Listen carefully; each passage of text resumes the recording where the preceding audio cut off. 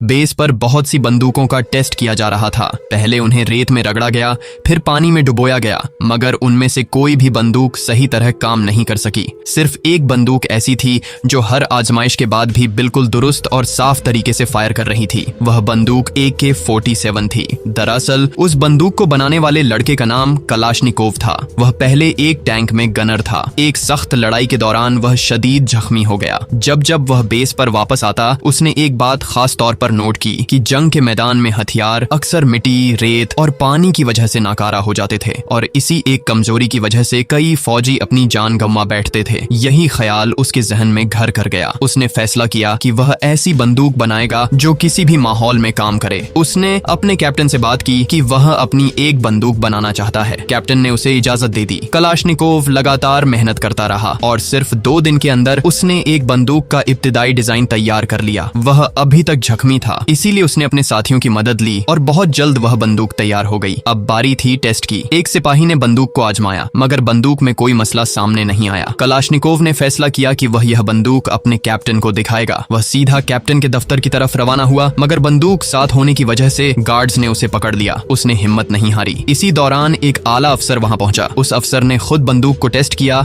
और उसे यह बंदूक बेहद पसंद आई। अफसर ने फौरन जनरल को बुलाया। जब जनरल ने बंदूक का टेस्ट किया तो वह वाकई शानदार निकली। जनरल ने कलाशनिकोव को हुक्म दिया कि वह मास्को में होने वाले एक बड़े मुकाबले में शिरकत करे ताकि उसकी बंदूक को बाजाब्ता मंजूरी मिल सके। कलाशनिकोव मास्को पहुंचा, मगर अफसोस उस मुकाबले में उसकी बंदूक रद्द कर दी गई। वह शदीद मायूसी के आलम में वापस लौट आया। लगता था जैसे उसके सारे ख्वाब टूट गए हों। तभी एक अफसर ने उसे अपने पास बुलाया और कहा, तुम मेहनत करते रहो, एक दिन जरूर कामयाब हो जाओगे। उसने दोबारा कमर कस ली और लगातार मेहनत के साथ एक नए मॉडल पर काम करता रहा। 2 साल की मुसलसल जद्दोजहद के बाद उसने पहली बार AK-47 तैयार की। पहली मर्तबा AK-47 को फायरिंग रेंज में आजमाया गया। निशाना बिल्कुल दुरुस्त लगा, एक भी गोली खता नहीं गई। लेकिन बिना इजाजत बंदूक चलाने पर गार्ड्स ने फौरन उसे गिरफ्तार कर लिया। लेकिन वह मुस्कुरा रहा था क्योंकि उसे अपनी राइफल पर पूरा भरोसा था। उसे जनरल के सामने पेश किया गया। जनरल खुद भी हथियारों का माहिर था, मगर जब कलाशनिकोव ने चंद ही लम्हों में बंदूक को खोलकर दोबारा जोड़ दिया तो जनरल हैरान रह गया। इस बार जनरल ने उसे दोबारा मुकाबले में हिस्सा लेने की इजाजत दे दी। फिर एक बार मुकाबले का दिन आया। मुख्तलिफ किस्म की जदीद बंदूकें आजमाई गईं, मगर एक एक करके सब फेल होती चली गईं। कहीं रेत मसला बन गई, कहीं पानी और कहीं मुसलसल फायरिंग ने हथियारों को नाकारा कर दिया। मगर AK-47 लगातार चलती रही, बगैर रुके, बगैर जैम हुए। कलाशनिकोव मुकाबला जीत चुका था। कुछ साल बाद जब वह एक फौजी परेड में शरीक हुआ